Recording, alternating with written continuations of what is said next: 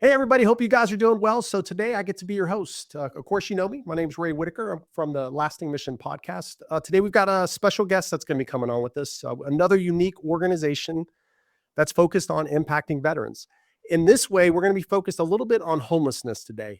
We know through the 2025 priorities, what you guys have asked us to look at, that we wanted to make sure that we talked a little bit about it and really understand it, because I do think there's a part of this, a little education and an informative piece of this that needs to happen. And our guest today, Derek Layne, is going to be talking through that just a little bit with us to hopefully make us a little bit smarter.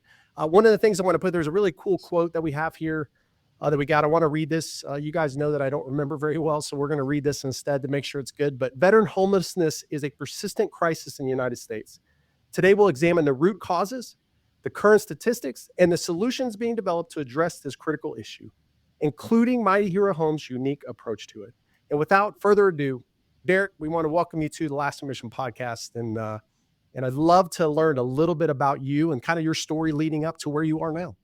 Sure. Well, thank you, Ray, for having me. It's an honor to be here. My background, was raised. My father was a Navy veteran. He served for the GI Bill, right? He was not a good kid growing up, and so he needed some discipline. So he went into the Navy. Had an opportunity to go to Vietnam. Chose to go ahead and accept going to college, which probably thankful for not me being here, or that may not have happened. So, but my mom's father, my grandfather, was a dear close friend of mine, and he was a World War II veteran. And while he didn't talk much about his experiences during the war, his brother had gotten killed by a sniper. My grandfather had his leg blown off by stepping on a landmine in Aachen, Germany, and just it gave me such an appreciation for the heart and the resilience of people like my grandfather. It just endeared me to the military.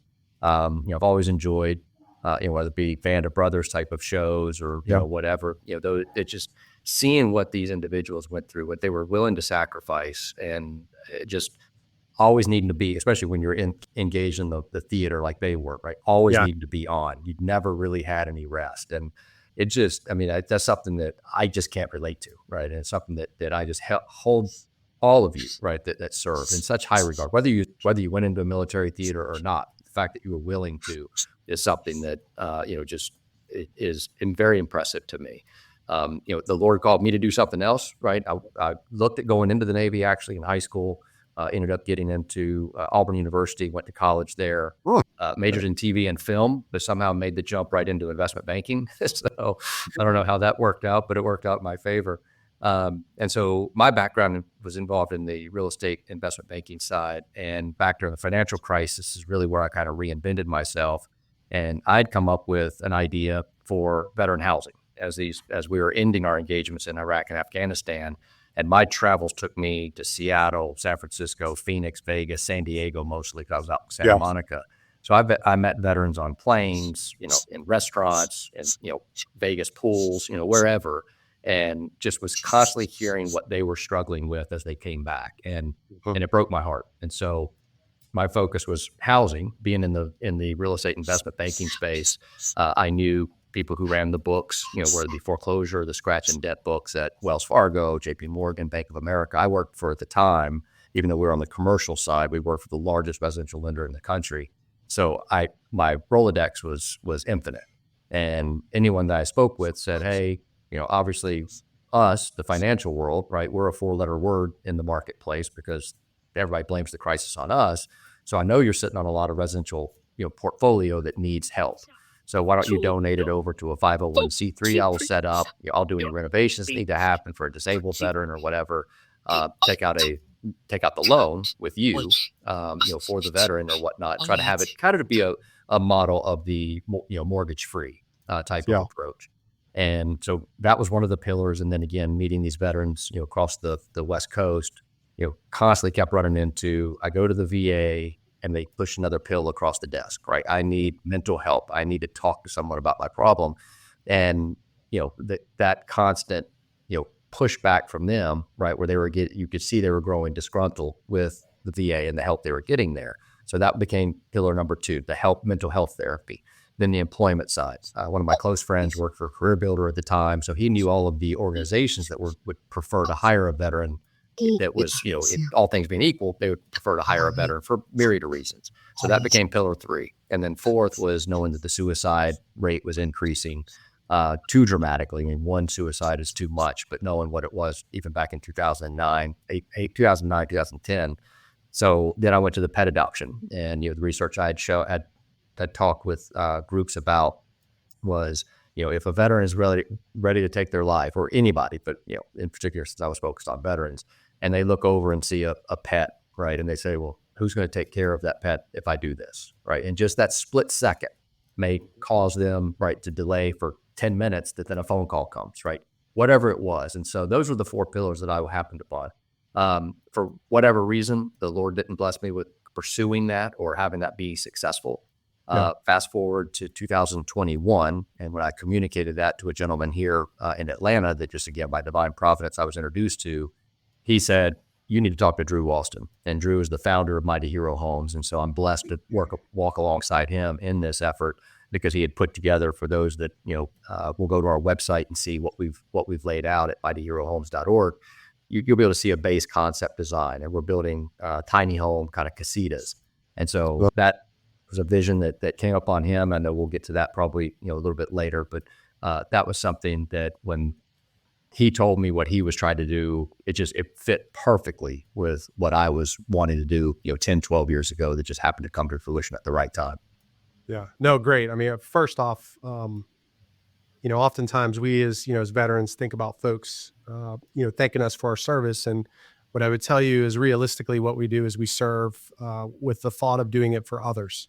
Right. And I often hear stories all the time, and I'm not sure that anybody needs to quantify why they didn't go in service ever. Right. Because, not everybody can be in the military, just like not everybody's going to go to college, just like not everybody can be a doctor or lawyer, so forth and so on. We all have a path that we lead, and however you get to that path is the path that you go.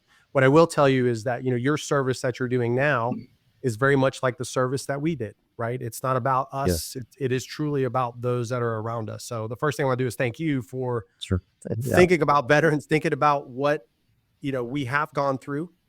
Some take it harder than others, and some, things just happen. So that the fact that you guys have found a gap, and as you talked about traveling around, seeing people, talking to people, and understanding that there are things that veterans can use help with, and then trying to fill that gap is your own type of service. So thank you for that. Yeah, sure. The second part is, you talk about animals. One of the cool parts is I love dogs, right? So anybody that knows me knows I love dogs. Auburn, since it's your alumni there, has one of the best veterinarian schools.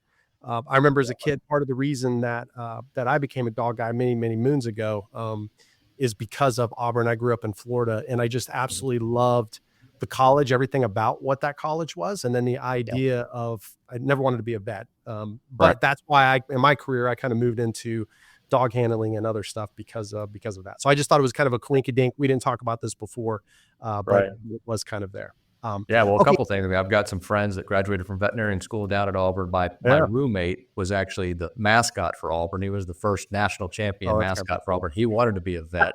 We couldn't have dogs in the house at the time, so I lived with, I think during the course of the 3.5 years that he and I lived together, I think we had probably 6 or 7 or 8 snakes. We had an alligator. Right? We had a pet goat. Right? So he wanted to be a veterinarian. He wanted to practice on, raise anything he could until we could have dogs in the house. So.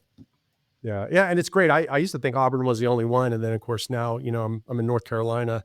And I know here in this state, they got NC State, which is another really good veterinarian school. So it's just like, it's just really kind of interesting how that touches. And the fact that you see the idea of that's another unique type of therapy for veterans that is very much about, if you're taking care of somebody else, it's our service is about other people.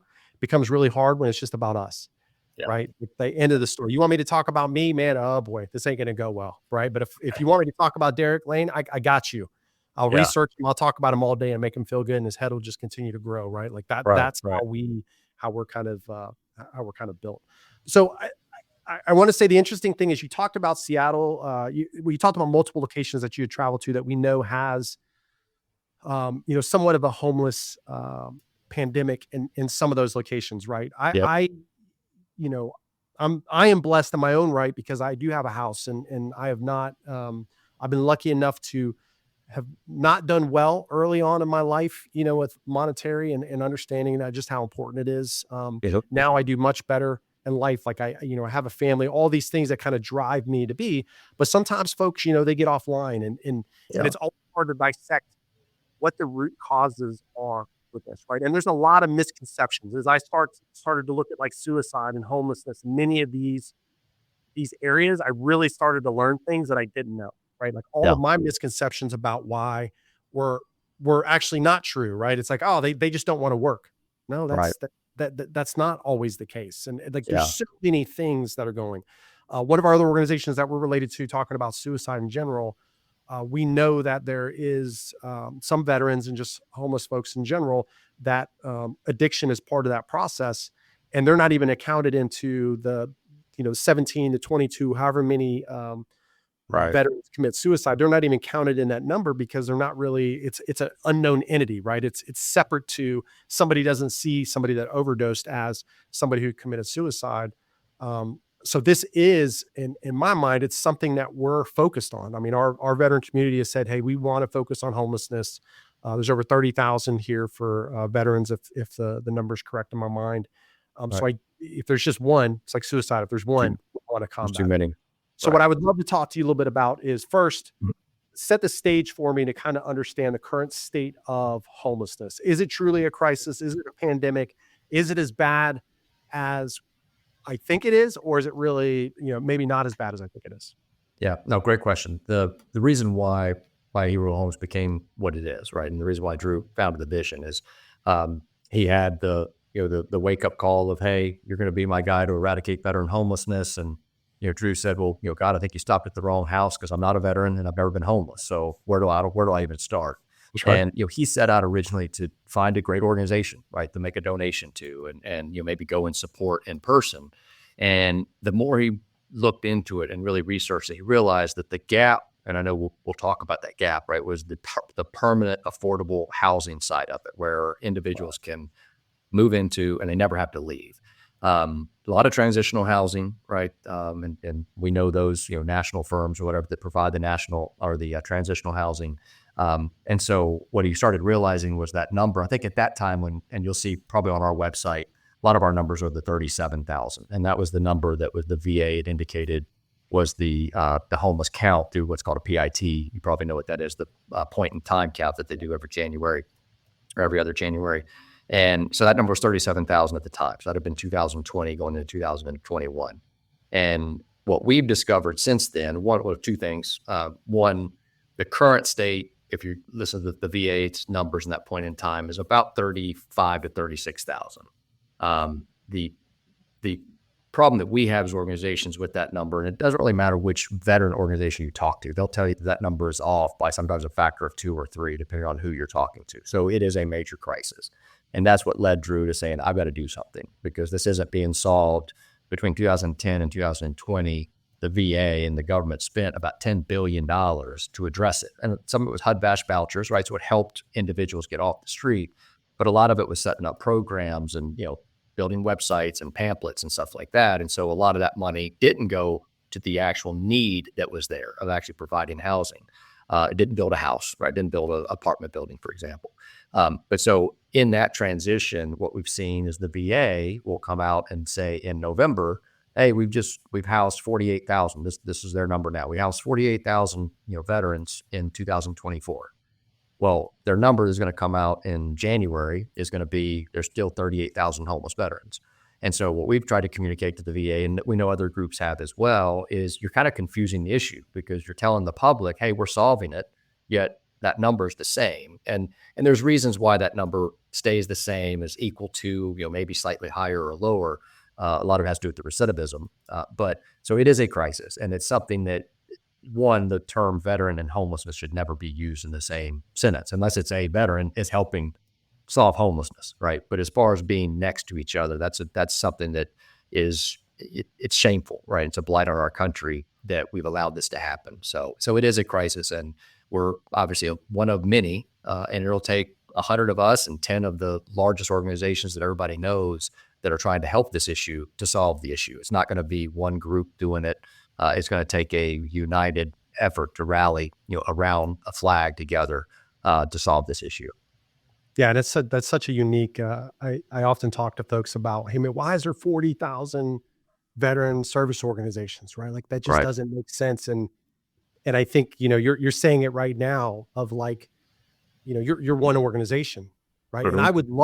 I would love your organization. I would love after this podcast, somebody come in, grab and say, man, it's the best idea ever. And we get all 38,000 immediately because somebody Right. comes in and we figure it out. The Yeah. reality was that's not the reality, right? Like the Right. goal is, man, if you can help 500 or 1,000 a year, okay, there's still 37,000 more, right? So the fact that you have other nonprofits out there and why, from our perspective from Mission Roll Call is why we talk to organizations like yours is like, we're all on the same team, all Yep. of us, right? It's why we Right. have a coalition. We all have to work together. We have to figure this out. And I get it. We understand that money from donors has to go to all of us, right? Because we're all asking. But at the end of the day, for us, it's like, well, yeah, I mean, if we're doing nonprofit work the right way, the goal is that you eradicate the issue or the thing, and Right. the nonprofit is no longer here. It Right. goes away, And right? Because we yeah, have done our work. So right. I And don't that's know the what you think about that. Yeah, I mean, one, you've meant two things there. One, coalition, right? I've been put together a coalition of the willing. I've got my spreadsheet still open today, right? If I meet somebody that's an elected politician or something, or a city council member, whatever it may be, they go into my coalition of the willing if they say, yeah, this is an issue, we need to help solve it. So, I've got a long list that I'm building. I've got a veteran service organization list, and then, politicians and just those individuals that we know, at a executive level want to make a difference. So you get that. And then the other thing is the partnership side, because Yeah. we don't care who gets the credit. If we in this call or on this you said, Ray or Derek, I've got an organization that's 2 years ahead of you or 5 years ahead of you or has a widget that's better than yours, but they can take what you have and combine it and they can solve the issue. I would say, Ray, what's their phone number? Let's get on the phone with them. Let's talk about how we can make this happen, and we can hand that off because, to us, we're just being obedient. And if our obedience leads us to that group who's going to take it across the goal line, and Yeah. by all means, right, we want to be part of that. We want to collaborate and partner with it. And so we're always out saying, one, we want to collaborate and partner with anybody. Two, we got to build a coalition of the willing. And three, I want to pick up the phone in 10 years and say, Ray, I just handed the key to the last homeless veteran. Do you have a job for me? Right. I want to work myself out of a job. And this is a monumental effort, a Herculean effort, right? It's not something that's going to be solved overnight, but with the right teamwork, with that right coalition, with the right support from Congress, right? The right support from a state capital, right? You can make an impact in your community, in your state, and obviously at a national level. We just have to find the right people who are going to be that lightning rod to make it happen. No, well, that's good. Well, we look forward to working this with you. Okay, the next part of this is the individuals, right? So we've talked about this idea that the government's got to take some ownership here, right? Right. And I've said this in life. There's two things that I remember from my childhood. From we'll just say somebody. I won't say who it was, but that said this to me one time was you got to be responsible and accountable for your own actions, right? Like you have to. And when you understand it that you need to do this, that doesn't make life easier. It just helps you understand that you got to be responsible and accountable. So there's a part of this where we've talked about the government side of this, where we're spending a lot of money and we're not having the outcome that we want. Let's try to figure it out. And it's why VSOs like yourself, or really nonprofits in general, or exist, is to help with that. The Right. second part though is really the individuals, right? Mhm. Can't always say that it's that they are responsible from it or even accountable. In some cases they may. So with that, I'd love to just kind of hear your thoughts. You've talked to a lot of folks out and about, talked to a lot of individuals that have obviously focused on this as being their thing. What are some of the root causes that you're hearing, and then any trends that have happened maybe over the last 5 or 10 years from your perspective? Yeah. First of all, to address just the fastest growing segment of veteran homelessness is single parents, in particular, single mothers, right? And a lot of that is from domestic abuse, right? And just family breakups, which, we constantly hear life happened, right? This happened, and then this happened, and then it just spiraled out of control. And any of us know, whether we were a teenager, right, playing sports or whatever, one thing happens, now you kind of become depressed, and then something else happens, and it just kind of seems to pile on top of each other, and you're almost like, I can't get out of my own way. And so that is one thing that leads to it. And And there's usually a trigger event, right? It's that trigger event either, again, is a substance abuse where, maybe they're in a job that they don't like, right? And so, or something's happening at home. And so they tend to focus on, well, I'm going to self-medicate to get through this. And then it ends up in a family breakup, right? Now they're out on the street. We were at a conference 2 Januaries ago through a local organization here in Atlanta called Atlanta, which is fantastic. And there they had pro bono attorneys that were helping with legal issues that these individuals were coming across. And they were saying at the time that what they were seeing the greatest cause at that particular time over that kind of 12-month period was divorce. And divorce was leading to obviously legal bills. They were going to lose whatever half of what they had already. And so that was leading to a really drastic uptick. So the chronic homelessness generally tends to be that just life happens, right? They become self-medicated, right? I can't get out of my own way. And they do kind of pity themselves. And nobody, while there's, again, a lot of great organizations out there, if they're hard to find, how does that person find hope, right? And so whether it be the mental health side of it, which depending on which city, right, it's typically around 30% is a mental health. About 20, a quarter of it or so is substance abuse. A quarter of it is some type of chronic health condition. 10 or 11% is divorce. So these are all the factors that kind of weigh in. And, again, I go through a divorce. Now I self-medicate. I'm self-medicating. That leads to a divorce, right? So they kind of all go hand in hand, unfortunately. And our mission, like what we try to do and what we say is in building these homes and making these communities, is we're restoring hope and dignity, right? That then leads to kind of a renewed faith and love for themselves and their neighbor, but then also a restored purpose, right? And that was a question that one of our board members, a 2-star general, retired, spoke about when he was asked, hey, veteran comes onto your base, like how do you help them from day 1 to day 365? And he was about, it's restored hope. We're bringing hope back to these individuals and purpose, because in the military, they had a purpose. Even if it was, hey, you're cleaning the latrines, right? Every day when you woke up, you knew for the next week, that was your job, right? There was a purpose to it. And so everyone is cohesive, right? You got your guy on your left, the woman on your right, somebody's got your 6. And so you're all advancing, one team, one mission. And when they come out, right, they're not, even though they may be working for a great team at, name your top, Fortune 500 company, it's not the same type of team. And I can't relate to this. So I'm just going off of, what I've been told by veterans that have encountered this. And so they have a lack of purpose. And so they're trying to find that. And that leads to, again, all the things that we just kind of talked about. And trauma, a trauma that happened, in the theater, right? If something happened to them with, and I can touch on, a homeless veteran that I spoke to, who sat down with me for an interview. And, he was a gunner on a Humvee and got rocked on an IED and got thrown out. And, he's dealt with head issues, right? And TBI. And it led to 37 medications that the VA had prescribed. And that when those weren't working, right, because one canceled the other type of thing, he went to self-medicate and then ended up homeless, right? And then a veteran treatment court. And so that's just one of the groups or one of the things that happens.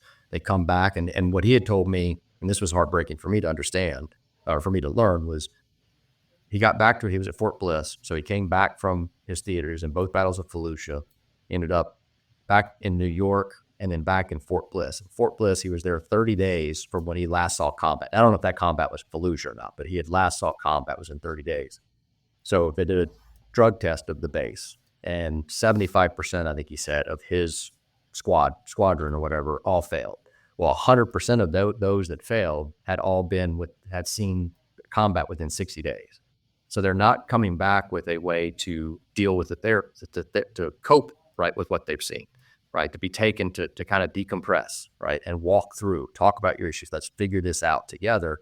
It's just, and he said, they gave me a pat on the back and said, we'll call you when we need you, right? And so it's just, and that's, again, spiraled them out of control, right? It's just a kind of a life happens thing kept piling up. Yeah, it's an interesting, how difficult it is, right? I wonder, I was talking to my kid, and one of the interesting things was, hey, I've got to have a credit card to buy things, right? But to buy things, you got to have like, it's just like this weird dynamic you got to have. And this Yeah. is, and I only relate that to this because that same kind of mindset where you need a house to live, but to live, you need a job. Right. Right. But then to have a job, you've got to have like, you can't have all of these other things that are, these extra things that are happening, legal bills Right. and like all of these kids. Yeah. There's a lot of point. I mean, I look back and I was gone the majority of the time. And I mean, my better half took care of our son. I mean, like he is Yeah. the man that he is because of her. It's not like, I don't try to placate to say that I really had much to do with Right. his growth, right? That is her. Yeah. And how thankful I am that she was there to do that. But, my mind, I also realized that, man, what if she had a job? What if, how much more difficult would that have been? What would the same have happened? And I look back in my life and think about my mom, it was my mom and she worked and she was hardly ever there. And yeah, I also GI Billed. It Yep. came in because Yeah. there was a reason. And, so Sure. there's a lot of unique little pieces that are there for that. The other thing I wanted to touch on is just like this idea of mental health and mental wellness and for bliss, right? Yep. One of the things I think that folks, and people talk about it, but I don't know that they like to talk about it. The first thing is it's really hard to talk about, anything negative that happens in your life, just in general, right? Like it's just it is hard to walk into a room to be weak in front of other people, right? Especially That's men. true. Especially Yeah. men. Right. But I think, especially me, but I think that's almost all people don't want to walk into a room to somebody that you don't know, and maybe even your family, and give them any reason to think any different of you as a man, as a woman, or, whatever. Like it's hard. It's hard to do that just starting off. Right. But then you go into a job that's all about, being the top of your profession, right? You're in a competitive basis. I mean, let's not kid the people that serve to the right and left of me. My job was to look better than them, but to also understand they were my brothers and sisters, right? But there's a point, like, we're going to take a PT test, man. Like, you're not, no. Yeah. I'm going to ask. So now you want me to come in and tell you that, like, I'm having these thoughts or these dreams or these feelings? Like, no, man, like it's not going to happen, right? So what ends up happening is you're pushing it further and further down.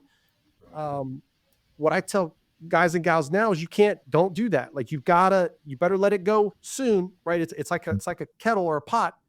Yep. The more it gets, at some point, it's going to explode. Yeah. You'd rather lift the lid every once in a while, let it come out, put the lid back on, but do not do it. So there has been a change in the military. I hope there continues to be a change in the military where you can feel confident to come in, have a conversation with people. And look, if I don't feel confident talking to the other people that are inside of my organization because I don't want that, they give me the ability to go see somebody where I can. And I do think the military is going to continue to make strides in that. And I think that's going to be a huge basis of what needs to be looked at, because you're talking about those root causes. This is definitely one of those root causes, right? Like that kettle blew, and not just one thing. It is like multiple things now that have hit at the same time. And now you're in this situation where how do I problem solve all of these things? Right. Right. It's hard to process. From an organization where you're enabled, because the military enables me to do everything. I don't pay my bills. Well, you do, but somebody pays me. If I got medical stuff, I go see a doctor. If I need food, I go to the chow hall. Like everything I need, I'm a war fighter, man. That's what I do. I don't need to worry about that. And all of a sudden one day you step out and it's like, you ain't got nobody there to ask the question to, Right.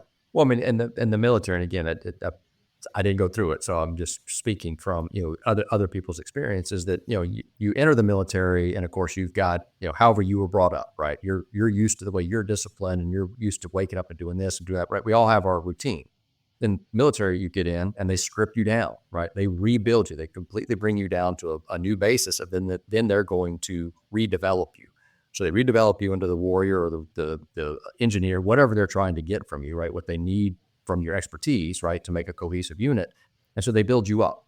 Well, then when you come out again, you had a purpose. Now you're stepping back out into what you were just talking about, right? I was careful. I had kind of entitlement. I knew I was enabled, right?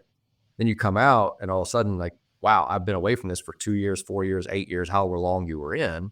And then you're now having to tear down what you've learned and rebuild yourself back to being a civilian. And that can be difficult. And especially like you're talking about, if you're dealing with mental trauma, right? And whether it be on the female side and male side now, obviously, as we know that we're bigendered in the military, but medical or military sexual trauma, right? Yeah. That to women, I mean, it's there's a group here in Georgia that we talk with, and it's heartbreaking, right? What these women have experienced, and so they carry that with them because again, they come out, I'm military, I can't talk about it, I got to be strong. But then That's right. when they get to the root cause of why is this happening, that ends up all bearing out.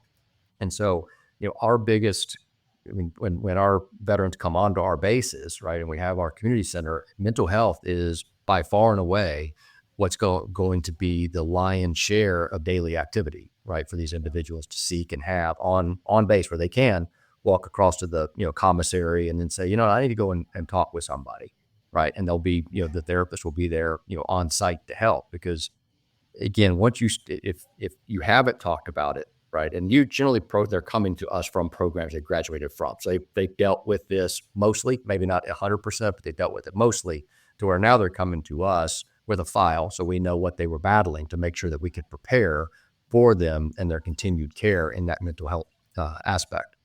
Yeah. You said something interesting. I try to remember the word, but you were saying so many other things that I was like, oh yeah.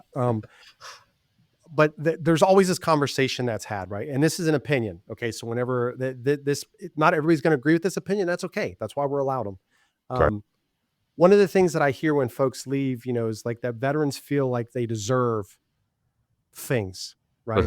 We just talked about enablement in service. There's a reason that enablement's there, right? And how you look at enablement from 3 years to 20 years is different. So when I leave service, the way I look at it is it's not about the veteran deserving, for Veterans Day to have free food at O'Charlie's, right? I don't think organizations understand why that's important. The people that go to that may, because do you know the one time a year I always see veterans is on Veterans Day at the same location that I've been going to now for 5 years. And it's not even about the food, right? Because I still end up paying but it's the fact that that restaurant doesn't understand that they've now brought me together with people that I never would have been brought back together with because of that day. And it's our thing now, right? Like, it's a day of thing. But again, anyway, so that enablement, it's not about that there's any kind of deserve, but you can't just push somebody out, the aircraft at 1:00 in the morning when there's clouds with a parachute. We did that in the military. It's unfair to do that to me also when I leave service and not understand. It's not about me being entitled. It's not about that I deserve this, but like any human, I deserve help, right? I deserve to understand what I'm moving towards. And I think that that's the characteristic of what you guys are talking about now is like, hey, they deserve the opportunity to be able to afford the things that they need to live a productive life, right? Like that, you deserve that. Everybody deserves that. It's just that we're focused on veterans. Look, if I could do all of it, I would, right? Like if I could, somehow we could figure out, mission, but that's not our mission. Our mission is veterans, right? And their families. So I wanted to just throw on top of that because I thought that was such a interesting thing that you had noted there. So I think that the human impact is part of this, right? We talked about that. I think the part for me, we know that it matters, but why does solving this matter? Like other than, the stuff that we know from your perspective, why do we need to solve it? Well, one, it's we constantly hear the not in my backyard, right? And so if we're going into county commissioners or city council or just whoever, right? It's, it's going to drive values down. My constituents aren't going to go for it, this, that, and the other. We heard of, Drew, heard a gentleman tell him from a veteran service organization, the not in my backyard, sure, that passes the buck. But that veteran or that homeless person, doesn't matter, it's just dealing with homelessness or veteran homelessness. Sure. That person is going to end up on your front yard, right? So you may not want them in your backyard, but they're going to end up in your front yard. And it's a way of just saying, this is a problem that's in our face and we have to deal with it. And, just reading this morning about the guy who looks at himself in the mirror and then walks away and doesn't recognize himself, doesn't remember who he is, right? And that's what we try to do. We try to, this is somebody else's problem to deal with, right? And again, I got to bring back the VA supposedly is dealing with the problem, but we know, right, the two of us and our organizations and the multiple organizations, and like you said, the 40,000 out there, this isn't it's being dealt with, but it's not being solved. And it's becoming a greater crisis. And so the impact that it has on medical services, law enforcement, right? Legal costs, right? Court costs, like just the impact on cities. I think in San Diego, for example, they don't really they don't have a paper that's talking about veteran homelessness, but homelessness, $111,000 a year per taxpayer, right?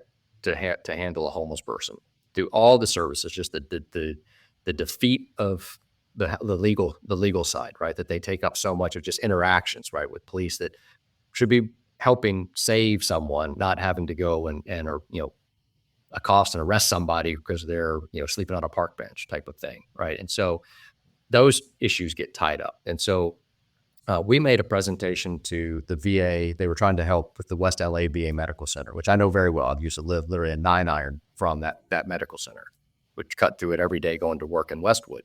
And the presentation we made, they were looking for just immediate shelter, just to get the veterans that were sleeping on the sidewalk out front, just inside their campus, but housed, right, where they had a roof over their head while they redid the interior of those buildings.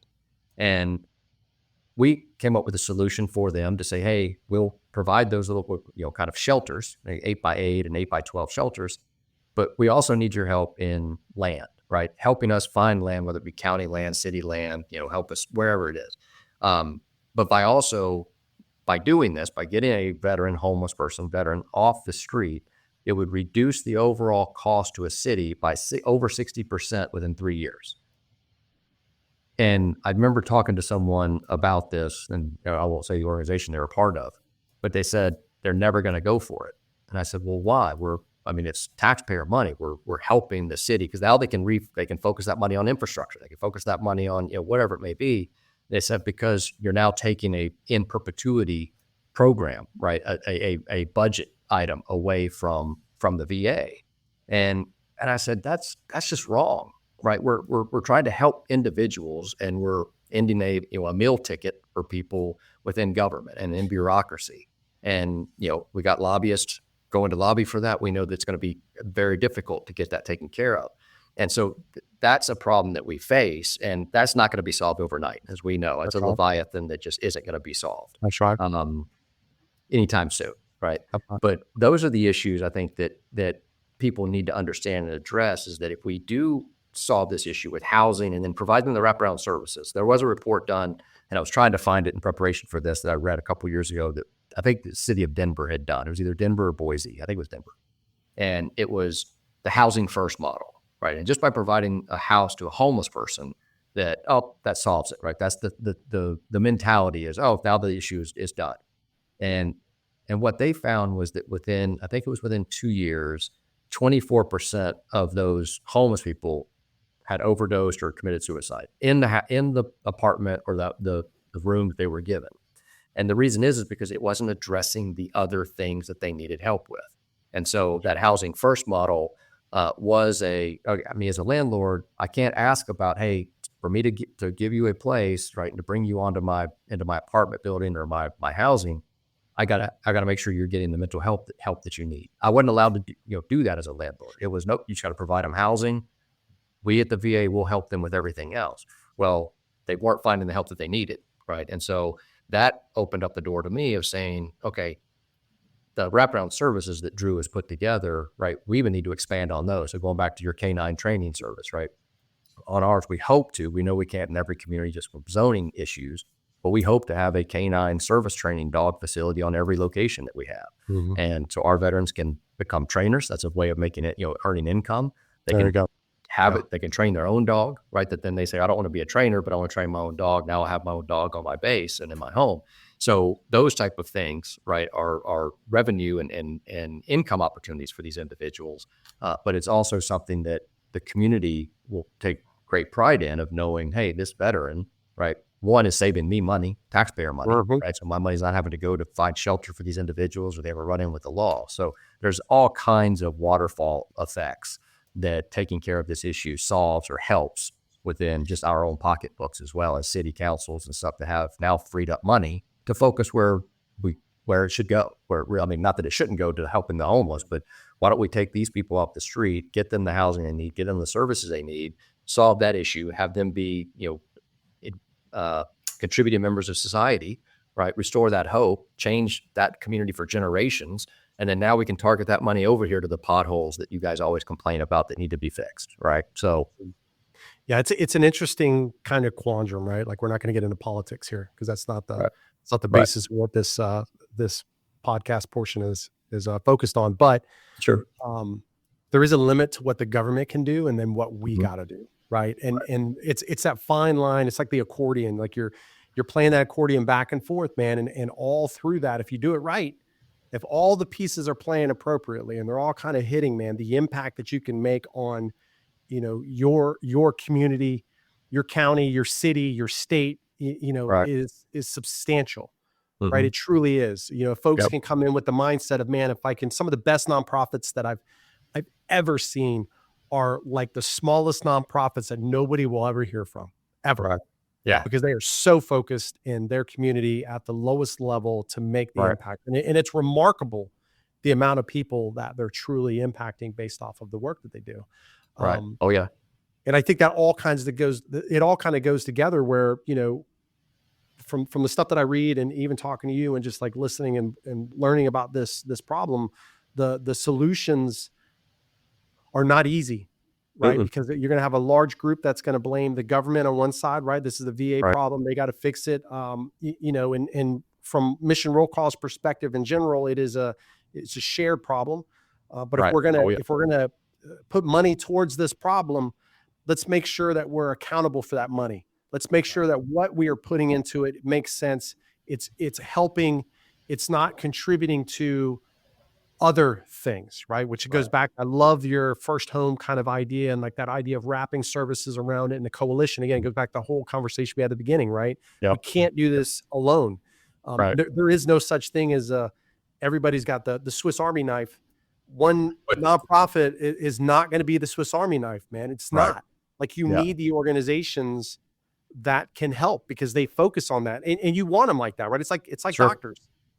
Am I going to go get my leg amputated from a doctor that is a dentist?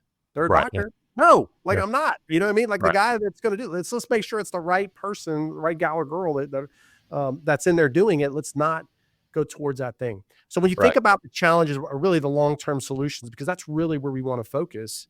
right. What are you seeing from the traditional housing programs that currently exist, and then any gaps in resources that are happening in some of the locations where we know there's a lot of homeless folks that are veterans? Yeah, yeah. I mean, it's the traditional housing approach is the apartment style, approach, right? And you have some organizations obviously out there now going and buying, dilapidated hotels and then turning those into mini suites and putting little kitchenettes in or whatever, and bringing, again, much needed housing, much needed cover, and they have the services provided, either there or they're near a VA base where they can access those services and have case management.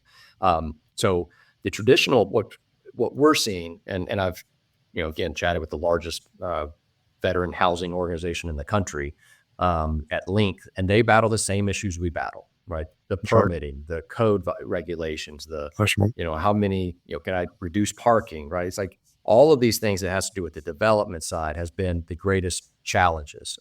Because again, like we kind of talked about earlier, this isn't a red or blue issue. Everybody rallies around it, right? You're dealing with veterans, like, oh, how do I help them? Right. And whether I'm helping them by sending them on a retreat with their other veteran, counterparts, they need a week's reprieve, right? To just, be around men and women like that they serve with, or do I provide, 1 month's worth of rent, right, to a group? And so, and like you were talking about, there's all these different veterans organizations. Where do I send my money?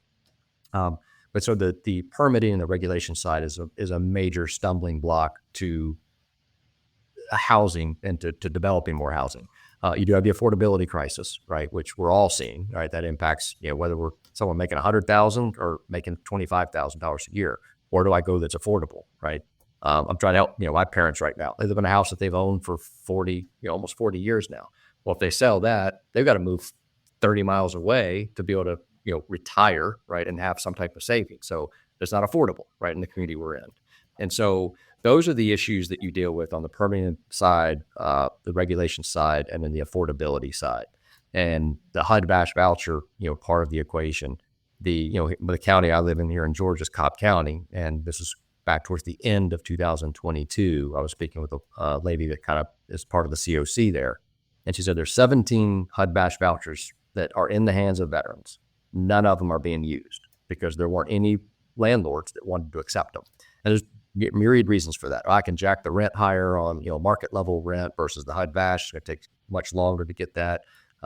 The safety issue, right? How do I know what these problems that they were dealing with before? So there's all kinds of reasons why the landlord's not doing that.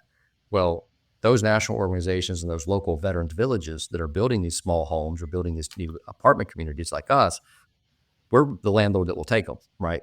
I talk to someone at the VA or HUD probably at least once a week, right? Of how many HUD VASH vouchers are allocated, how many are available, right? If I'm coming into your community, what's the process? Who do I speak with on having to do this?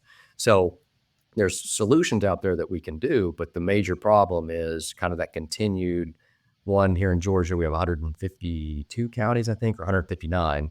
I think only 7 of them have a tiny home ordinance of some sort, right? And quite frankly, some of our homes are too small for that ordinance, and they won't budge, right? Their ordinance is X, and our home is, this small. Well, can't do it.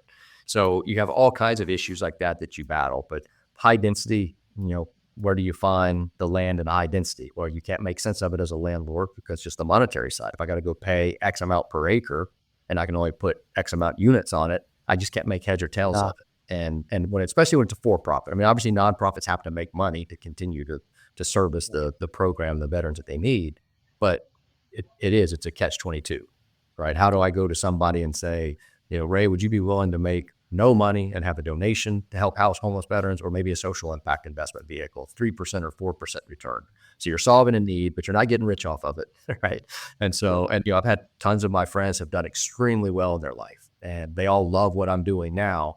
And they're just saying, hey, when you get to that point where you've got property and you're ready to build, you're ready to go vertical, right? Let me know, right? And I'll step into that. And so it's really, again, just kind of bringing that coalition together that wants to solve it, make it happen. And those communities that are willing to push those boundaries a little bit, and we talk to lieutenant governors and we talk to, again, city, county commissioners, the chairs and stuff.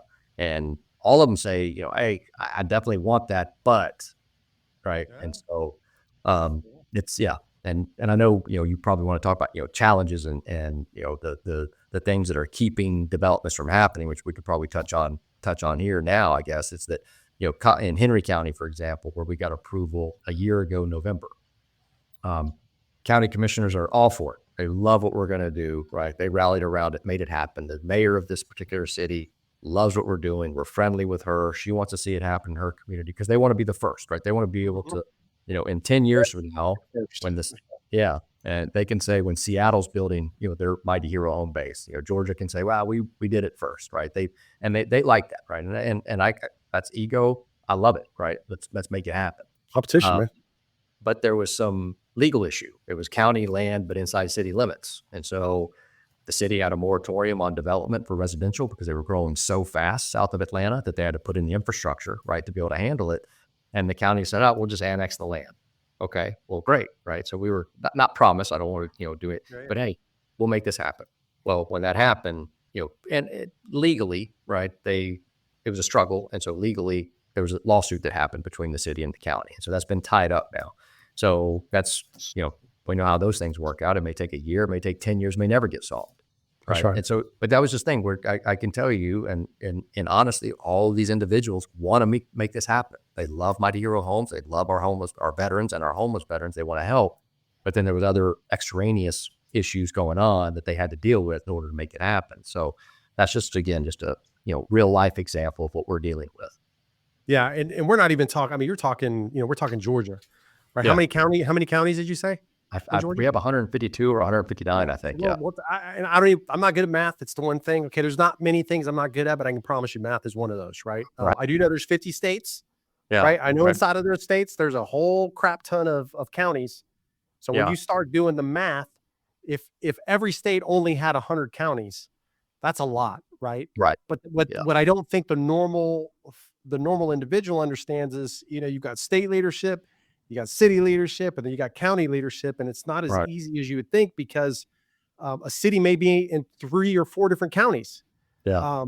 Which is just a very unique. So the number of folks to be able to help, if we were to pick Los Angeles as a good example, right? And because I went to LA a lot and, I've seen a lot of homeless folks there, probably more than anywhere else during my time. I mean, Seattle's probably close too, but I just remember going, man, like, LA's pretty good because you got LA County and then like the way that they have it laid out, but like it's very simple that you go over here, it's not over here, it is like and the way the county and the city think are completely different, and what they're allowed to do is completely different. And Right. sometimes the city wins, sometimes the county wins. Like it's just really weird. Now all of Yeah. a sudden you got to have 15 people in the room to just get this thing.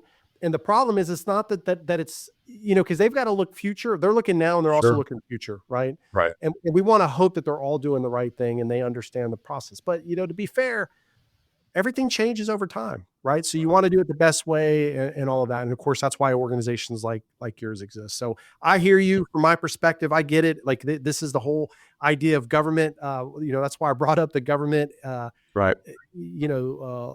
Just legalities in general, then of course local and county cities and states and all that, because all of these folks are players in this, in this, Absolutely. right? Yep. They all have a play, which makes what you're trying to do even harder because Right. you're spending Yep. so much in administrative, nobody wants to talk about the nonprofit's administrative side because they just want to see that you're doing right. Well, we just explained the part right here where there may be a thing where you're going in to get a piece of property and now there's a legality basis of this that you've got to do research. I mean, the city and the county is not going to do that for you.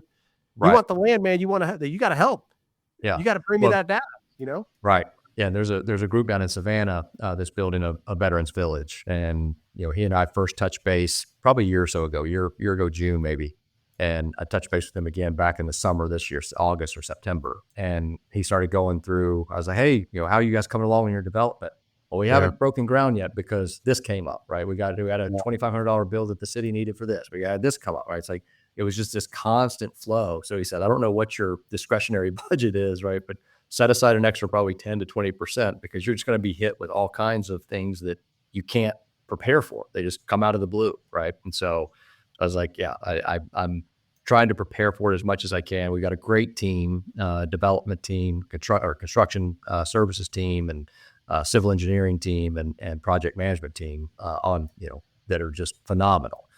So hopefully they can help me address all those to make sure that we're not getting hit out of left field, every other week. Yeah, it's so frustrating to me though. Like, and again, my opinion, I'm not speaking on behalf of Derek here. But I do tell you, from my perspective, it's very frustrating though. I think if I'm trying to help anybody, it doesn't matter, veteran, non-veteran, doesn't matter. Like if we come to the table, man, we got a great idea. I think it's the first time that everybody should kind of come to the table and say, hey man, what's the right thing to do here? We don't need to make money off of a thing that really is not about making money for anybody, right? It is truly about the individual. The bad part about the kind of situation you guys are in is that all of these things, in my opinion, there should be some waivers that are happening because there is an end state. If you walk into me and tell me, hey man, 3 years from now, 60-70% of your budget is no longer going to be on homelessness. I'm not a mathematician. Derek has told you the one thing I'm not good at. That's a lot, right? In my mind, I go, wow, it's more than, I know 10% is a lot, but you're telling me 50 to 60. Holy crap, man. Yeah. Let's talk. Right. Show me this. Like bring it in and let me see this. I have my finance person come in. We're looking down at the paper and you start going, okay. Do I need, as a city, a county, a state, need to make money off of, can we waive these costs with the idea that I'm making my money back on the backside of this, right? Like in 3 years, the majority of this issue is now resolved. Not all of it, right? But a good chunk of it is. Man, this is like a no-brainer to me, right? So it's such a hard. So good on y'all is all I'm going to say, because it's definitely just hearing you talk about it.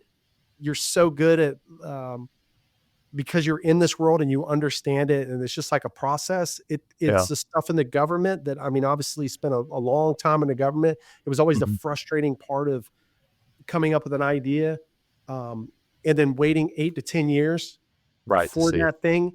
For me, the hardship of this is that we have folks that are living on the street that are ultimately deciding to take their lives because they can't get the help that they need, but we can't figure out how to help you and other organizations get the 1 acre of land that you're asking for. Right. Yeah.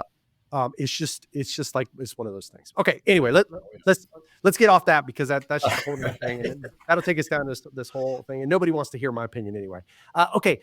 So we talked about the scope of it, why Mhm. solving it matters, right? They're people. I mean, I think that's the easy answer. They're people first and foremost. And then the second part of that is being kind. Third part of that is, hey, they went above and beyond for our nation multiple times for some of these. Oh yeah, Let's do what we can to help them. And I think you do that for anybody, right? sure. Somebody that spent their life helping other people, man. And if you don't like helping people, that's okay. That's you. Like, I'm not holding it against you. But if you're doing it, man, I want to take time. We understand long-term solutions a little bit, right? There's a part of this that's a policy-based thing. That policy, though, is not just at the government level. You know, it's the state, it's the city, it's the county. There's a lot of this stuff that you're working through right now Right. to figure it out. That now kind of takes us into what you started to have the conversation with, and we've kind of touched on a little bit, but just Mighty Hero Homes, Yeah. right? You guys, you saw the gap. You found somebody else that saw the gap, right? Like you Right. guys immediately came together. That's what entrepreneurs do. People forget nonprofits are businesses. I'm so happy that Yeah. you said that. Yeah. You guys came together and said, "Hey, man, we got to change. We got to make an impact for those that have been selfish." And I also don't want to forget this because it is forgotten sometimes. We're not just talking about veterans here. Sometimes it's their families as well, Absolutely. right? So it's their Yep. spouse, it's their kids, which is a whole nother rant that we could go on, but we're not going to. Right. Yeah. Um, so we, it's not that we owe, it's they deserve, everybody Right. deserves. Yeah. So talk me through Mighty Hero Homes, the approach, right? Like what Mhm. you guys are focused on right now, kind of where you are today, where you want to be kind of a year from now, and any progress that you've had as you guys have kind of developed this thing out. Okay. Yeah. And before I touch on that, I mean, I think again, touching on what you talk about families, you know, when I speak in front of a group of people, I always try to recognize the spouses, the kids of veterans that serve because they go unappreciated, right? We focus on the veteran that's over, you know, that has sacrificed and put themselves in harm's way or is, you know, halfway across the country, halfway across the world serving and their family still back here.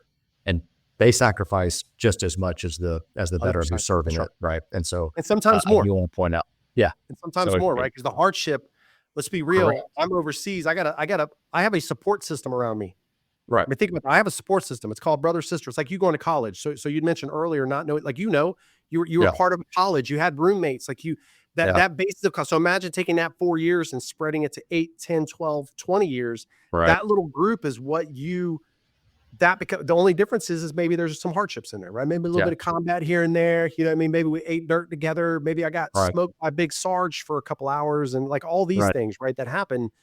Um, some families don't have any support mechanism. right. So you almost sometimes forget that. So I love that when you're Yeah, talking to folks that you bring it up because that is, yeah. we all forget it sometimes. Yeah, because their sacrifice is just as important as the veteran or the male or female who's That's stepping right. into the boots. So yeah, I wanted to touch on that. So what we saw, right, again, was that gap of the permanent, affordable, sustainable, in perpetuity housing, right?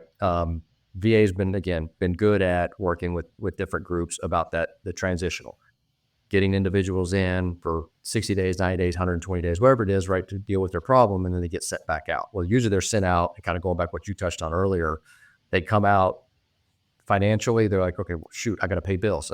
I wasn't paying bills when I was in this, you know, sponsored program for 120 days, right, or whatever it was. So it's helping them with their financial literacy also, right? So That's right. as we're providing them the housing support, the mental health support, those wraparound services that are so key there, it's also helping them understand income and expenses, right? And you know, things aren't always, even when you come on base, right? I mean, we're not Pollyannic enough to believe that everyone's going to come on, they're all going to have $100,000 plus paying jobs, they're never going to be unemployed, right? And things are just kumbaya. We're all going to be singing hallelujah together, right? They're going to fall on hard times. That's right. And the thing that I really, really, really appreciated, enjoyed about and this is different than what I wanted to do when I was talking about, you know, back in the financial crisis, I was doing individual homes. What Drew saw was that need for community. And, Mm-hmm. you know, the individual homeless veterans that I've spoken with and sat down with and heard their story, you know, one of their main things was I didn't have a neighbor that That's right. walked my boots, right? They didn't have a clue what I went through. So who do I talk to? And in this instance, and this was the guy Thomas I was talking to that I mentioned earlier, you know, he was saying, you know, when I was self-medicating, I was going through my issues and I went through my veteran court. If there had been a Mighty Hero home base that I was living in where I knew that Ray had my DOC, right, my drug of choice. And so Ray could say, well, Thomas doesn't look right, I'm going to go over and check on it, right? And just having those brothers and sisters that you could talk to, right? That's like you talked about earlier. It's hard for us to be vulnerable as men anyway, but now put yourself in a veteran situation. If I'm in an apartment community or I'm in a neighborhood and nobody around me served, I'm not going to go sit and break bread with, my next door neighbor and pour out my feelings to him, right? Because he or she's going to say, I'm sorry, I can't help you, right? Rub some dirt on it, right? That's again, I was born in a generation where, if you fell down, say, hey, rub some dirt on it. Yeah, man. That's you on the head, right? So get back out there. Go again. Right. Yeah. And while that's still, I think, worthwhile, it also doesn't touch on that fact though, that, having a father that you could go to and say, hey dad, right. And and talk to him about what you were going through.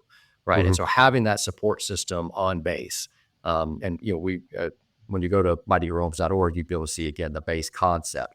We're building squadrons of 12 homes or pods, squadrons or whatever, of little 12 home casitas, right? Small homes that are built around an activity center. And that activity center serves as an extension of their home, because these homes are small, right? They're not 1,200, 1,500 square foot homes. They're tiny homes. They're get on your feet, right? If you want to buy it, you can buy it. You never have to move from it, right? But you can live here permanently. But we understand you're going to want to get together with your neighbors on Tuesday night and play cards, right? Or Saturday nights and watch, college football. So rather than cramming, 10 people into your small living room, you have an activity center. And so there'll be an activity center with every squadron. So out of 84 homes, that's 7 squadrons of 12, right? There'll be 7 activity centers. So you could do one, have an activity every night in one, each different activity center. But it's really bringing that community and trying, the idle hands of the devil's workshop type of mentality, right? We want to try to create as many activities as possible for these individuals to partake in. So, in a perfect world, we're going to have 20 plus acres of land. And so obviously the housing is not going to take up all the land. So I'm not trying to create this mass high density development.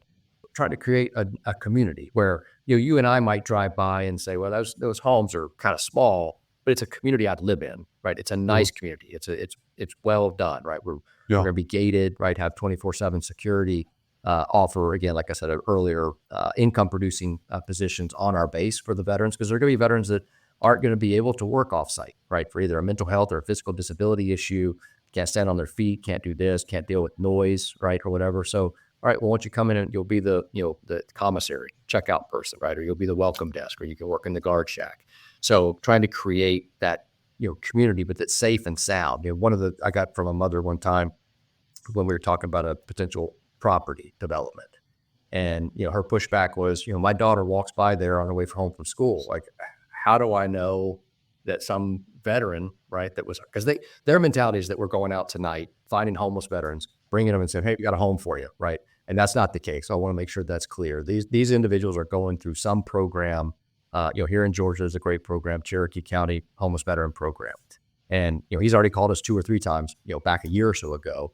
And you say, hey, I got Derek. Here's what his or her issues were. Here's what we helped them with. We've got him a job coming out making $75,000 or whatever. We're getting him a car, right? So I'll have transportation. Wow. They just need somewhere to go. Do you have a home, right? So that person would come to us, our intake group would look at them, right? Look at their file, make sure that we've got what they need, right? On base, make sure that we've got that in perpetuity for them to access on our base. Yep, we got a home. Great. They come to us. What we're also doing is creating a Operation Welcome Home Mighty Hero, where we're going out to the outside community. So outside the fence line, let's say, where we're going to a civic organization or a church or even a family that says, hey, I want to adopt that veteran. So when that veteran comes onto our base, Derek is adopted by civic organization X. They're making sure that sheets are on the bed, that there's, linens in the closet, right? There's food in the pantry for them, so that when they come on, they're not going, oh crap, it's 8:00 at night. I haven't gotten food. I don't have a car. I can't go to the grocery store, right? They've been adopted, right? And that also helps, kind of going back to what you talked about earlier. Friday night football games, Sunday night church service, right? The Veterans Day parade, right? Where they're being invited to these things by the community. And so they have a community in their squadron, they have a community on their base, and they have a community outside their base. And so we know, again, go back to your point earlier too, we can't be all things to all people. We know we can't provide every single service on our base, but those critical ones, the key component ones, is what we're trying to touch upon, and then partner with outside organizations. And again, we're not mental health experts, so we're partnering with groups that are, right? We're not substance abuse experts. We're partnering with groups that are. And but also if we can't provide that service on base for some reason, making sure that within our community that's there. And then, finally, the question always comes up, well, if they buy their home, but now they outgrow it, where do they go? And so we're working with Habitat for Humanities and different type of organizations like that to say, why don't we follow you or you follow us? And so when this person does say, all right, I'm ready to start a family, but I can't live with my family in this unit, right? But if I to go buy something, I got to move 20 miles away. Now I'm not going to the same church I was going to. My kids aren't going to the same school, or I'm not shopping at the same place. I'm losing that community. They can move hopefully 2 miles or a mile down the street, still be able to be friends with their group, get together with them or whatever, but not, and so they're not losing that sense of community. And, again, the one thing too, that we touched on earlier, kind of going back to that community, I listened to a TED talk by Sebastian Younger, I think it was, from several years ago. He talked about the decreasing number of people who served, right? So he goes back to, obviously Civil War, then to World War I, World War II on down. And what his point and kind of a trigger thing that he had for the mental health side was that, when Ray came back, his father may not have served, right? His uncle didn't serve, his brother didn't serve. And so as he's sitting around the Thanksgiving table and he's got issues going on he needs to talk about, he can't talk about with his family. Whereas the World War II veteran most likely had a father that served in World War I, right? Or again, maybe an older brother, right? So they were generationally close enough, and where, again, they stood up and they went to service, right? It was a, hey, we're going to rally around the flag, but you had commonality with your brothers, your cousins, your fathers and stuff like that, and your uncles, whereas you don't now. And he was using that as a contributing factor to the mental health decline because they can't talk about it with people that they know and love, right? That they're familiar with. So anyway, just wanted to touch on that also. Yeah, no, it's good. It's, all of that to me is, I like to call it real talk, right? It's been just a little bit of time in the transition space. I say a little bit, it was a couple of years, but I remember going into that with this mindset of, man, we're going to help, we're going to figure out a way. And I go to these companies and we do all these things, man, we'll get jobs and all that, because I just didn't, if you know anything about me, I did not have we'll say I was lucky in life because I definitely lived, at the highest points that you can live inside of the military and the stuff that I had the opportunity to do. So I thought, man, when I get out, man, this is going to be easy, right? Like this is going to be the easiest thing I've ever done, man. Right. Yeah. And it just wasn't. So I remember it was like 3 days after like physically leaving, just going, wow, man, like nobody's calling, nobody's talking to me, like any of that stuff. And then I immediately start to have this like concern in my mind of like, what is happening right now? Like, why can't it be? What is this private, this somebody who is, I'm an E9 trying, and I should have an easy go at this, but I'm not. Right. And I am skilled, and it's not because I'm, a narcissist, or I think I'm just better than everybody. Sure. No, I'm good. Right. Just like, I think everybody that has served has tangible skills. And if I'm having a problem, what's everybody else doing? But I remember coming out that there was a point where it just dawned on me, you gotta have real talk with people, man. You gotta, like, what do they really want to do, man? Like if you're just going out and getting a job to get a job, man, it's not going to work out for you. Right. You got to take ownership for this. Again, it goes back to responsibility, accountability of this thing. Right. I can help you. I can get you somewhere to live, but you got to be part of the solution, man. You can't be part of the problem. Right. Yeah. I mean, like you have to, because I can only help you somewhere. I know, the old horse thing. I can walk you to water, man, but I can't make you drink. Right. So there's a part of it. So I appreciate what you guys are doing and how you're doing it. I think it's going to be interesting. And I think there's going to be a lot that's going to be learned as you guys continue to expand this and you start to open these up and you look at how to do it. And I think that your idea of a community is really important, because I contribute my success now was because I found, which funny enough, we don't talk to them so much in Mission Roll Call. I mean, we try, but we haven't had the opportunity to connect with them, but it's Team Rubicon. I mean, Team Rubicon to me was the connection piece, which goes back to, gosh, you just said it, humanity. Anyway, the organization that you talk about, what Team Rubicon and them are like connected. Habitat for Humanity. Yeah, Habitat for Humanity. Thank you. They're connected. So as soon as you said that, it brought a smile on my face, because I thought about like that community level, how impactful those organizations were to like who I am now, which gave me the fire to be why I'm here, even in this organization. Right. Because this is not a job to me. It is. I mean, obviously, you get paid all that, but why I'm here is to make impact. End of the day, there is no other reason. And 2-3 years from now, if I do my job, man, I'm out. And if I don't do my job, Right. replace me, right? Like that's Right. always the piece. So Yeah. so that brings, what does your success look like from Mighty Hero Homes? I mean, obviously you guys are moving into this, you're getting started, you really starting to ramp things up. What does Right. that success look like for you 1 year, 2 year, 3 years down the road? Yeah. I mean, obviously we need to build something, right? And so Yeah. getting a base built, right? And we'll start with a squadron, right? Just so that Yep. people can understand the concept. And so we're working right now in middle of Georgia on so Henry County is still there, right? So we still have access to that land. We just, again, can't develop on it. So working with another municipality that's really moving mountains for us. And so we're extremely grateful. It just came about probably in the last 2 months, 3 months or so. And so that will be our groundbreaking success. We hope. We haven't got approval yet, but everybody's working in unison to make it happen. And so once that happens, we build a squadron. People could see what's going on, open up then, do an after action review, go to squadron 2, right? Build out the whole base Yep. there. Working with the local county here in Atlanta, they have a major veteran homelessness issue in their county. And so they've already contacted us and say, hey, we will secure the project-based HUD-BASH vouchers, which is what we need. Right? We prefer. We don't need it, but we prefer them. Right. And they said, you find the land, we'll secure everything else for you. So that helps me with the financing part of it, right? Whether it be donation-based or obviously if I've got to go to some type of traditional financing part of it.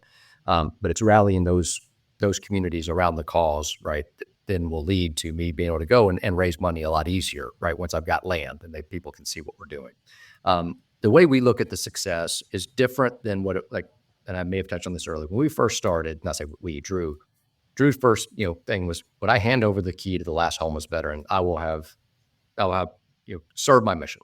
Yeah. And that's still obviously our goal. But what we've expanded on is when we take 84 veterans who, again, whether they served in combat or were stateside, but that operated drones, right? That worked on, Humvees and the engineering, the mechanical side. Like, these are individuals who have a high intellect, right? They're not, I'd say my grandfather was a farmer, right? He dropped out of school at 8th grade because he had to go work on the farm, but Well, you obviously kicked me out as soon as you said high intellect, and I don't like the way that you looked at me and laughed, Derek. I'm going to throw that out there.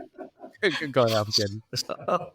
But these individuals they are going to have, generally speaking, they're going to have good paying jobs, right? They're going to contribute to their local economies. And when they become coaches in Little League, right, and they become teachers at the local schools, right, and they become it, you're making generational impact. And it's not just, oh, you helped house that person, great, thank you, pat on the back for somebody, and oh, Mighty Hero Homes, you're doing a good job.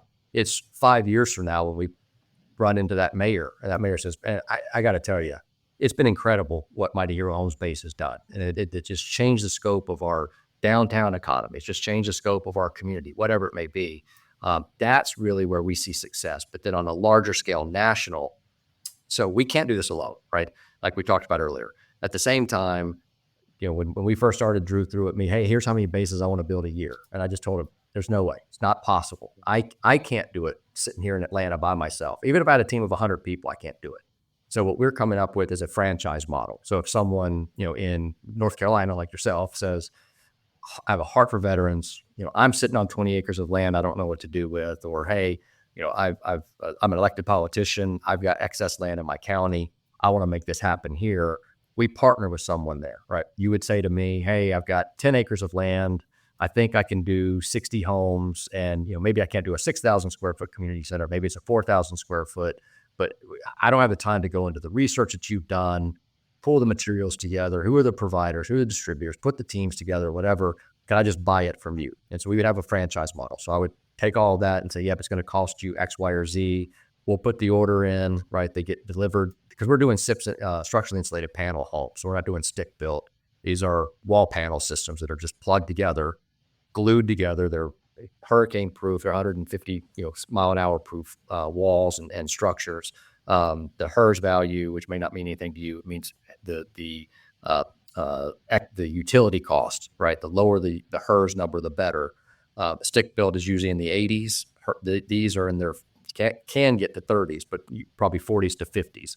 So you're having a tremendous cost savings on a monthly basis. And so to communities that are trying to help the affordable side of the equation, having a person, whether it be someone that's just in workforce housing or a veteran that struggle with homelessness, having their cost only be $70 a month versus $220 a month is a huge deal, right? That is. So keeping the cost low on that. But our focus for 3-5 years from now is, I'm hoping that, especially through the Southeast at least, right, which is where we do have a major problem with veteran homelessness, that I've got one in every state. But it's not a Mighty Hero Homes necessarily built community. It's a Ray Whitaker built with the help of Mighty Hero Homes by him wanting to change his community and help homeless veterans. So that franchise model is going to be something that our board is in full support of, because that allows us to have a much, much broader reach and have a quicker success as well, and help solve the problem in a quicker way.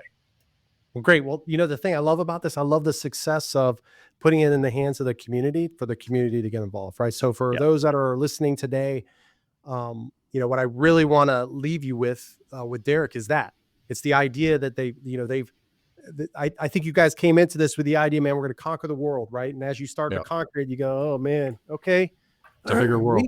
We can do this, but man, I don't know if I'm going to be here by the time we get to this instant. Like, how do we speed this up, right? And oftentimes it's having more people fighting the thing, right? To continue to grow this, to make it better. And I think the way that your approach is of thinking of ways to do that is good. So for those that are listening right now that may have that, extra land, that may be, somebody who is part of just a do-gooder, man. You want to do good things for people. You think this is a phenomenal idea. Contact Derek. And what's your website, Derek, so that they know? It's just www.mightyherohomes.org. Okay. And we're on Instagram. There, contact you guys. Okay. Instagram, Facebook, all the things. Well, Meta. I better not say the wrong thing. Maybe Meta. Off the Exactly. platform. Yeah. So first off, Derek, thank you so much. Sure. Thank you for having me. Know that Mission Roll Call is like all in, right? There are things that you guys are focused on that you're trying to work through that I know our organization can help with, right? If there's anything more that we focus on, is the idea of taking problem sets, talking to the right people to then help figure out a commonality so that we can support veterans and their families, right? Like that's the goal here, is to move towards that. So you already know that. We've already been working with you guys. That's why obviously you're on the podcast, but don't dismiss that after this podcast, that there is an opportunity here for us to connect, talk more, and figure out how we can benefit each other, right? Your benefit to me is that you're helping brothers and sisters. The benefit to you is that we now put resources towards helping you get through some of the tape, right? Some of the issues that you may be having as you move forward. We talked about your website. So phenomenal. Anybody that's listening, please, take a little bit of time, go understand about it. Nobody should not live in their own house or just in house in general. They may rent. I mean, that's your choice, right? Financially, but everybody should be off the streets and being a productive part of their community. I think what you guys are trying to do leads to that, right? It's not just about them. It's more about those around them. And I love the way it kind of gave me the weird feeling though, because you start talking about, it took me back to basic training, right? You got starships and we got like a common area in the middle. And I'm like, all right, man, if I see a dude walk out with a brown round, man, I'm done. Like, I'm not going in this place, right? But the reality is, it is something that I remember. It's something that I know. It is such an interesting thought from you guys to relate it back to something that very much for us is like immediately like, Starship, man, common center in the middle. We call it common area, right in the middle, man. I go back in there and I can do all of these things that we want to do, play video games, have card night, dog train, whatever it is, man, we have the ability. So I want to see you guys get this thing. Any kind of final notes, Derek, from you? Anything that you forgot to mention? No, I mean, I would just say again, this is, we touch out kind of throughout the thread of this, right? It's a we the people issue that we can solve, right? We can't rely on the government. And so, if we can put the right coalition together, have the right support, right? If we were trying to had a fundraising campaign that we've been working with, trying to get 1 million patriots to make a one-time donation of X amount of money. It was $100, whatever, because then that just all of a sudden, we don't think there'd be a problem finding 1 million people that would say, this is an issue, even though it's not in my backyard that I'm helping, right? Their first community is going to be in Georgia. I'm going to donate $100, right? Because I have a soft spot and I want to see these people housed and I want it to be successful. So it will come to my community. And so just relying on each other, right? Like you guys do in the service, right? Like you said, you rely on the person on your right and on your left. And while you may be competing with them, you also rely on them. You've got their back, they've got your back as well. And it's just making sure we advance the line together. And, the closer we are, the more cohesive we are as a body, the stronger we are, right? And I don't want the right hand to know what the left hand's doing. We need to all know what's going on, right? And working, like you said, lean on you for support of the things that we may need help with, right? That's fantastic, right? We never leave a conversation when we're pitching what we're doing without saying, Ray, how can we help you, right? What can we do to be of service to you as well? Because again, this is a team effort. It's a we the people issue that we can remedy. It's a crisis that's growing. It's not getting, we know the affordability crisis isn't getting any better. We know that more mental health struggles are happening, which is more breakups are happening in a family. So this is an exacerbating problem, but we can put a plug in it, right? We can stop it and then start to work on the solutions to it. And with everybody's help, we can make that happen. Great, man. Well, I appreciate you guys from a veteran and our entire mission roll call and all the veterans listening. Thank you. Thank you for you and your entire team, everybody that's there, that's focused on this, for seeing a gap and trying to fill it. Right. And we're here. We want to help.